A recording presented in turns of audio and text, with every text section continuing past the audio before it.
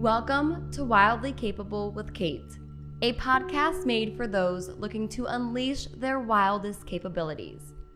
I'm your host, Kate DeRocher, a dating, relationship, and self-worth coach on a mission to help people build better relationships, starting with the one they have with themselves. In each episode, we'll dig deep, turn inwards, and embark on a transformative journey. Together, we'll break free from unhealthy patterns, rip through self-limiting beliefs, heal past wounds, and build unwavering self-worth, all to create healthier relationships as a result. Get ready to explore the wild, untapped potential within you. Are you ready to see just how wildly capable you are? Subscribe now and join us on this empowering adventure. Remember, your wildest capabilities await. You'll have no greater teacher in your life than the one you find through your own relationship. Welcome back to Wildly Capable with Kate. I'm your host, Kate DeRocher, and today I want to talk about why I find that statement to be so incredibly true. I've learned throughout my life and throughout my loves that relationships can be your greatest tool for growth when they're treated right and handled well. When we engage with others intimately, we often encounter aspects of our personalities, values, and behaviors that may have remained unnoticed without those connections. This self-discovery is a crucial component of our personal growth. It's through the dynamics of relationships that we learn more about who we are and how we relate to the world.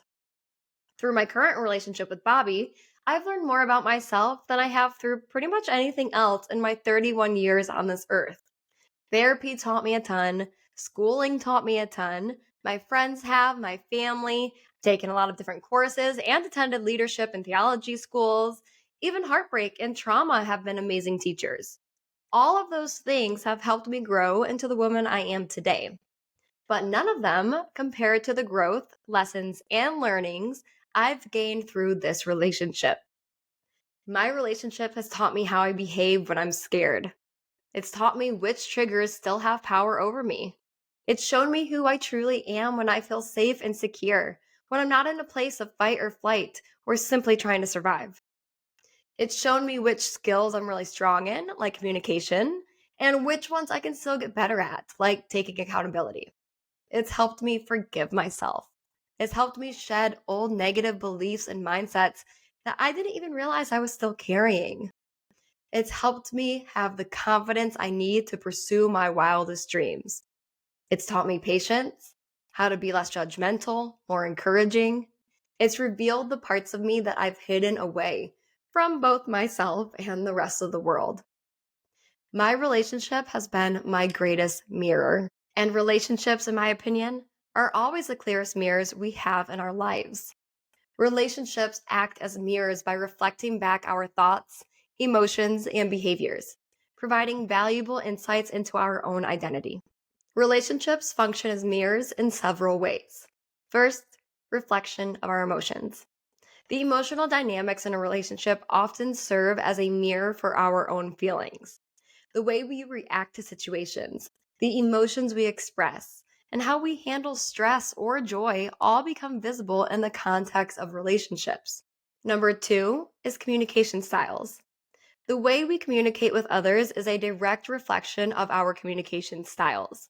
Whether we're assertive, passive, or somewhere in between, our interactions with others, people we're in relationships with, our partners, highlight our preferred methods, our natural methods of expressing ourselves. Up next are patterns of behavior. Over time, recurring patterns of behavior emerge in relationships. These patterns can reveal aspects of our personality, such as how we handle conflicts, our level of patience, and our tendencies in terms of giving and receiving, just to name a few examples. Another way relationships are mirrors is in our values and priorities. The things we prioritize and value in our relationships often mirror our core beliefs and priorities in life back to us. It could be the importance of trust, honesty, integrity, or shared goals, all of which offer insights into our deeper being. Another way is through our self esteem and self worth. The way we allow ourselves to be treated in relationships reflects our own self esteem and our sense of self worth. Healthy relationships can boost confidence, while toxic ones may reveal underlying issues that need attention. For example, I attracted unhealthy, often abusive men for years in my own life because I didn't realize how little I actually loved myself. It wasn't until I woke up and realized that my self worth needed to be healed that I started attracting healthier, better men and matches, and ultimately attracted Bobby, the relationship I'm in right now. Another way is through areas of growth. Challenges and conflict in relationships can serve as mirrors highlighting areas for personal growth. Whether it's learning to be a better listener, improving communication styles, or becoming more empathetic, relationships present opportunities for development in so many areas. Next is projection and reflection.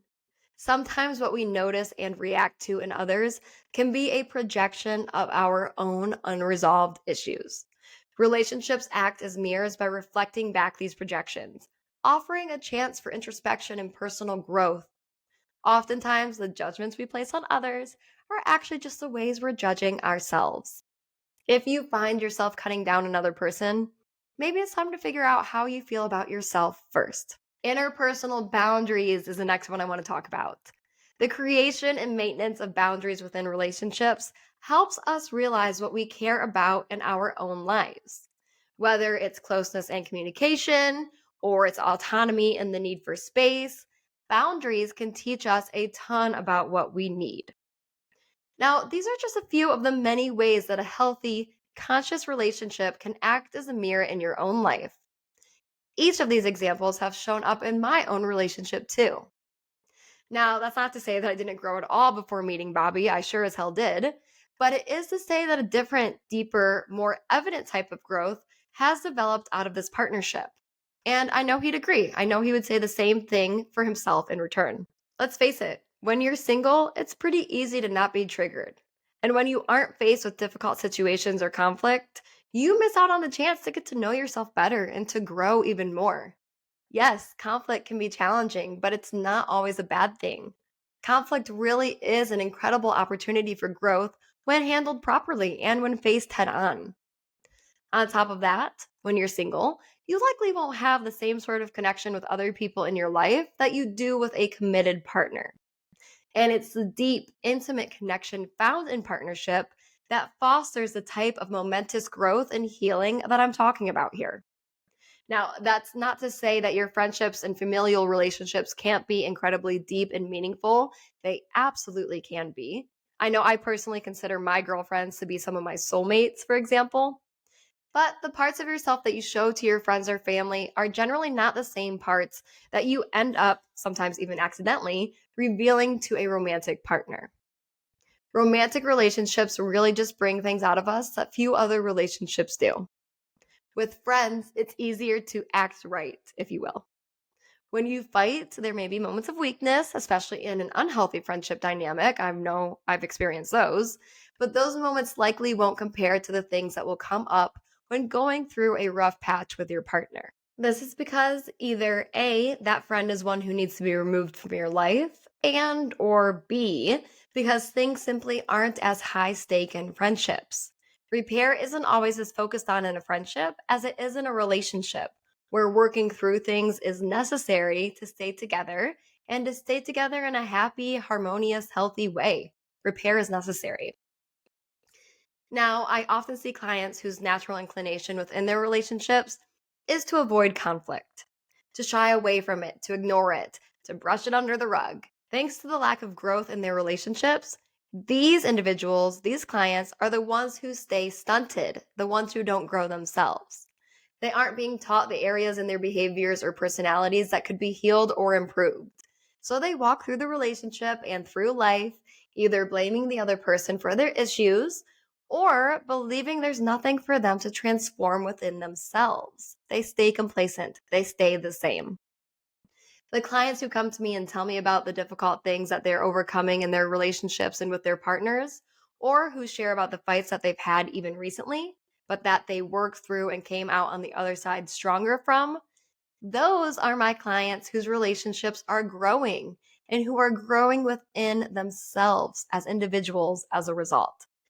These clients, through these partnerships and through the ups and downs of their relationships, are able to learn who they really are at their core. And the beautiful thing is that they learn the other person in a profound way at the same time. They learn how to love each other better every time they grow from a conflict or difficult situation together. I have one client, for example, who I've been working with on and off for over a year. And through that time, I've watched her get into her dream relationship, a healthy relationship with a man who's loyal and who's looking for the same things out of life that she is, to get married, to own property, to start a family, things like that. And although the relationship is healthy and her boyfriend are really aligned, there have also been plenty of things for them to work through too. She had to work through judgments towards him that were causing her to see him in a negative light. He had to learn that she isn't the same as his ex who cheated on him, and she isn't going to be unfaithful or hurt him in the same way, that she's a new person. She discovered just how upset she gets when he accuses her of those things or when he doesn't communicate regularly. Their relationship has taught them both so much about themselves. And there were times during those difficulties that my client wanted to call it off, to throw in the towel, to say, there must be something better out there for me, who I won't have to have these struggles with. But instead, she remained resilient and she tackled those things with him. And they came out stronger every single time. Now they better understand each other. They know what will hurt the other person and how to avoid it. They've developed healthier communication and conflict resolution styles. So many great things have come from handling conflict and from repairing it together. And on top of that, they grew within themselves too. She started to heal her abandonment wounds. He's healing his fears caused by past relationships. She's able to operate out of a more regulated nervous system. He's becoming a healthier version of himself, both physically and emotionally. They both have grown as individuals through their partnership and grown their partnership too, which I believe is one of the main points in being in a relationship. If you're in a relationship simply to have fun or to not be lonely or to look cool to other people, honestly, you're going to come up short every time without a doubt. You will be left with unfulfilling dead end relationships. And what's more, you will prevent your own transformation too. Without growth at the center of a relationship, it will remain surface level, and you will remain stuck in your old self-limiting patterns, behaviors, and mindsets.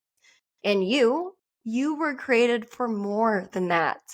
You are wildly capable of doing the hard work to heal from past pains, to love yourself fully, to be a healthy partner, to attract a healthy partner.